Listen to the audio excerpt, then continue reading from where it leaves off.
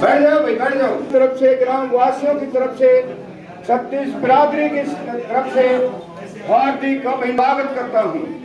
अरे तालियां बजाकर स्वागत कर दो। ये सौभाग्य की बात है।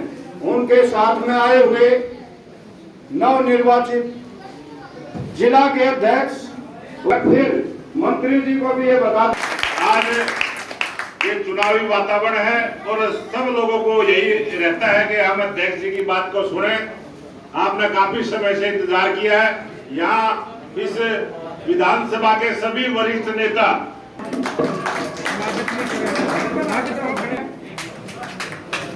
और पार्टी के लिए भी बड़ा दिन रात काम कर रहे हैं, बहुत अच्छा काम कर रहे हैं। उद्यम सिंह शर्मा वो भी भाई मोहनलाल बड़ोली जी का स्वागत कर रहे हैं।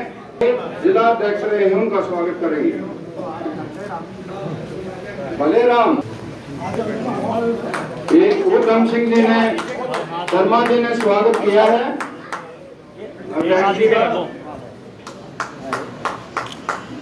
और पार्टी के लिए बड़ा अच्छा काम कर रहे हैं, ये बी अध्यक्ष जी का स्वागत करेंगे।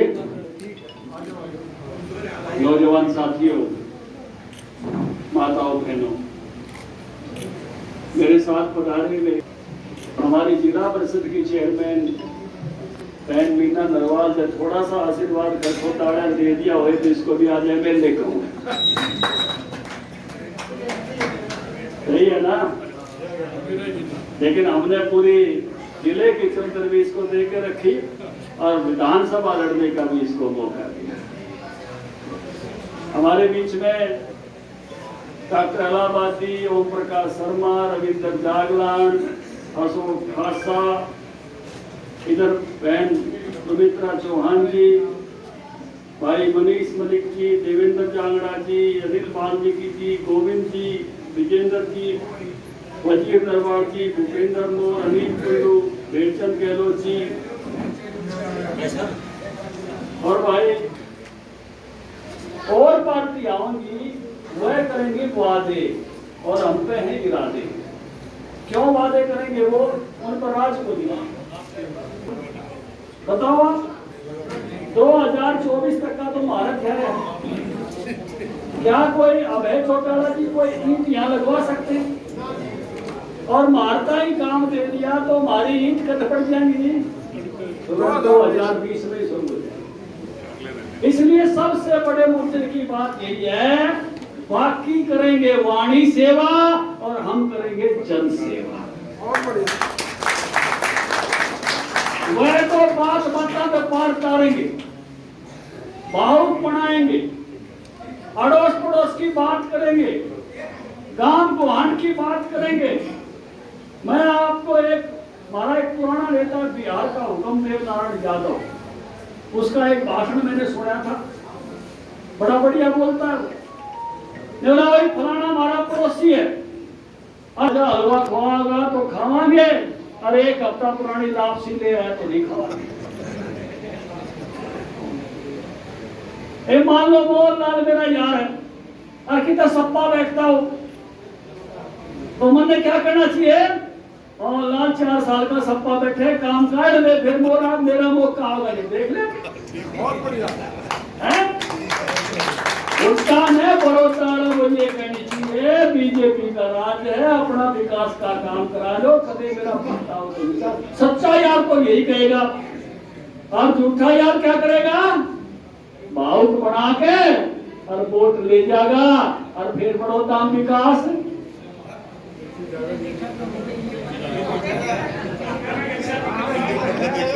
समझ गए मेरी बात? रामो शर्मा जी, आप तो कर्मचारी नेता हो, बहुत सालों तक देखे आपने झटका। बुजुर्गों, नौजवान साथियों, यही टेस्ट है कि आपका सच्चा हितैषी हो तो ये कह विकास की नदियां बहा लो। केवल स्वार्थी हो ये पावन ही। फिर उस समय पूरा भावुक बनाकर है, तू तो मेरा यार से है, तू तो मेरा फलाना से है, तू तो मेरा दखड़ा से है, और तू नहीं काम आओगा तो कुण काम आओगा। और अपन यही वक्त है चेतने का। देखिए ये ऐसी पार्टी है, ये ऐसी सरकार है मेरा जन्म तो 60-61 का है। नेहरू जी तो जितना छोटा था मन देखे नहीं, समझ ही नहीं थी। और उसके बाद के सारे प्रधानमंत्री यहाँ खूब पेरा है। मन ने कोई प्रधानमंत्री भगवान राम के मंदिर में जो लोटोड़ नहीं देखा। आपने देखा हो तो बताओ, हैं? यहाँ संत रविदास जी की आपने चित्र लगाया है, मैं इसको प्रणाम करूंगा तो आपको कैसा लगूंगा? अच्छा नहीं। जो हमारे देवताओं के सामने झुके, जो हमारे संत महात्माओं के सामने झुके, हमको वो लाडला और प्यारा लगेगा। एक टोपी सी ला रहा था टीवी पर, ढाडी भी है उसके, हैदराबाद गांधी तो बोल रहा था वहां नहीं जाना चाहिए, वहां नहीं जाना चाहिए, प्रधानमंत्री को नहीं जाना चाहिए। भाई तेरे की दिक्कत है? प्रधानमंत्री अपना धर्म का काम निभावत नहीं निभावत, प्रधानमंत्री के दिल में है। प्रधानमंत्री गया और पूरा साष्टांग प्रणाम किया, पूरे देश को मजा आया। कितनी पीढ़ियां लड़ी थी राम मंदिर बनाने की, आज सुख हो गया उस बात का। हम सौभाग्यशाली हैं। 700 साल की लड़ाई थी, 25 साल में एक पीढ़ी बदल जाती है। इतनी पीढ़ियां बीत गई हमारी आंखों के सामने। इसी देही से हम उस राम मंदिर को बनता हुआ देखेंगे। इसके लिए बलिदान दिए गए थे जगह, हर गांव से ईंट गई थी उसके लिए, सवा रुपया परिवारों से गया था। बुजुर्गों, नौजवान साथियों, इसमें से कई मेरे साथी हैं धारा 370 तोड़ने के लिए कोई बीजेपी की लड़ाई में शामिल हुआ था। मुरली मनोहर जोशी, नरेंद्र मोदी के साथ कई मेरे साथ साथी एबीवीपी में गए थे। हम उस लड़ाई में शामिल हुआ था। निगले 370 तो टूटते कोनी और इसी तोड़ दी 5 मिनट में, जिस तरह राम जी ने सीता का धनुष तोड़ दिया। कहते थे ना टूट ही नहीं सकती, ये करके दिखाया। और इसलिए देश के लोगों ने कहा मोदी है तो मुमकिन है। बाबा साहब भीमराव अंबेडकर की जन्मभूमि, इतना भव्य स्मारक बनाया है इंदौर के पास, जहां उनका जन्म हुआ था छावनी में। दादर चौपाटी पे उनकी समाधि भव्य बना दी गई। नागपुर में उनकी दीक्षा भूमि भव्य बना दी गई। ऐसा प्रधानमंत्री जो आस्था रखता है अपने देश के महापुरुषों में, और एक एक को उस प्रकार से। आजाद हिंद फौज के लोग हमारे हर गांव से थे। उस कांग्रेस पार्टी ने तो आजाद हिंद फौज वालों पर मुकदमा चलाया था, लेकिन मोदी जी ने लाल किले में जाके सैल्यूट किया नेताजी सुभाष चंद्र बोस को, जहां पर आजाद हिंद फौज के जवानों पर मुकदमा चला। देखा आपने? और इतना ही नहीं, 30 दिसंबर 1943 को आजादी का पहला झंडा जहां सुभाष ने फहराया था पोर्ट ब्लेयर में, मोदी 30 दिसंबर को वहां जाकर वही झंडा फिर से फहरा गया, सुभाष को सैल्यूट करते।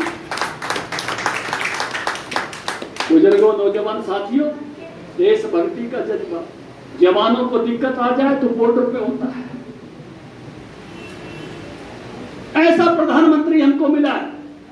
हमारी सरकार काम करने वाली। पहली बार किसी ने सोचा मजदूरों की पेंशन के बारे में, पहली बार किसी ने सोचा किसान सम्मान निधि के बारे में, पहली बार किसी ने ऐसा काम करके दिखाया कि फसलों के दाम देंगे तो 50% मुनाफे के साथ 80 करोड़ देश की आबादी के लिए राशन खोल के रखा हुआ है। इस देश का गरीब घर से आया हुआ प्रधानमंत्री कहता है मैं इस देश में किसी को भूखा नहीं सोने दूंगा। छोटी बात नहीं है, क्योंकि गरीब माँ का बेटा है, गरीबी के दर्द को समझता है। आयुष्मान भारत का कार्ड, इलाज से कितने दुख पाते थे हम, मुझे याद है। हमारा बुजुर्ग बीमार हो जाता, गरीब परिवार का, कुड़बा कहता चाहो तो डॉक्टर धर्मवीर के दिखा जाऊं, न्यूला ना आ रहे, हरे पत्ते वाली गोली ले लूंगा, क्योंकि न्यूला आगे जाती है। मेरा ने कह रहे धर्मवीर तो रुपये कम ले, लेकिन कहीं तो पूरा डॉक्टर इलाहाबादी तेरा भी ठीक है रिकॉर्ड लगा। 5 लाख तक का इलाज ऐसे कर दिया कि कितने कराओ, चाहे मैदानता में कराओ, आप बीमार हुए पैसा इस देश का प्रधानमंत्री देगा। फसल में ओले पड़ जाए, पाड़ा पड़ जाए, सूखा पड़ जाए, आपके खेत में नहीं पड़ता, सरकार के खजाने पे पड़ता है। मैं पूर्व कृषि मंत्री आपके सामने खड़ा हूं। 4,500 करोड़ रुपए फसलों का मुआवजा हमने दिया है, 4,500 करोड़। मेरे से पहले जिन्हें नहीं मिला उसका भी जवाब दूंगा, कोई बात नहीं, मिलेगा। मेरे से पहले 200 रुपया के चेक भी आ जाएगा। मैंने कहा मनोहर लाल जी, 2 के चेक से बहुत बुरा लगता है किसान को, कम से कम मानता नाड़ा 500 का नोट कराए। हुड्डा साहब ने जलसा किया था 2013 में गोहाने में, आप में से कई लोग हाजिर होंगे उस जलसे में थे। और हुड्डा साहब ने यह वादा किया था मैं 10,000 रुपए प्रति किले का मुआवजा कर दूंगा। कराया था कि नहीं कराया? मैं कृषि मंत्री बना, मैंने कहा फाइल निकालो। 10 अफसरों ने कहा भाषण हुआ था साहब, फाइल ना बनी। आपको पता है सरकार का काम भाषण से नहीं फाइल पे चलता है। नोटिफिकेशन नहीं हुआ, एक भी आदमी को उसके टाइम में 10,000 रुपए किले का मिला हो तो बता दो। चौपाड़ में पूछ रहा हूं, 2014 में 28 तारीख अक्टूबर को मंत्री का दायित्व मिला था, 26 को शपथ ली थी, कृषि मंत्री बना। 15 दिन बाद से खाद खत्म होगी प्रदेश में। मैंने अफसर बुलाए, मैंने कहा खाद, ने बोला जी 11 लाख टन खाद लगती है। और साहब हुड्डा साहब डर के नहीं गए। अब हम तो चुनाव में थे, हमने तो लेनी नहीं थी, लेनी तो उसने थी, स्टॉक उसने करना था। कितनी धरी थी? बोला 35,000 टन। मैंने पूछा वो कहाँ है? बोला भाटी। बोला ईद कितने मिलेगी? बोला जी दक्षिण का एक मंत्री अनंत कुमार, कर्नाटक बेंगलोर में चुनाव जीतता है, वो दे जी फर्टिलाइजर मिनिस्टर वो है। इस तरह बताया जाने इतनी दूर का है, वो रिश्तेदारी भी ना निकले। और मेरा भाग्य अच्छा था, अनंत कुमार मेरा प्यारा साथी 1987 से मुझे पहचानता है। मैं एबीवीपी का नेशनल सेक्रेटरी बना आगरा अधिवेशन में, वो गए थे और दादा मैं बना था उसकी थोड़ी, जब तक प्रेम छोटा भाई मानता है। मन में उड़े तो सेक्रेटरी से मारा फोन, अनंत कुमार जी ने फोन उठाया, मैं कहा बड़े भाई खाद खत्म होगी। ने बोला छोटे भाई खाद की कमी नहीं रहने दूंगा, मेरी जिम्मेवारी है। तो एक काम कर ले, रेल मांग ले सुरेश प्रभु पे, 1 हफ्ते में 2 रेल चाहिए जब खाद का पूरा पटेगा, कांडला बंदरगाह से आती है। मैं सुरेश प्रभु के पास गया, सुरेश प्रभु ने भी कहा ओम प्रकाश धनखड़ तेरे को 2 रेल हफ्ते में मिलेंगी।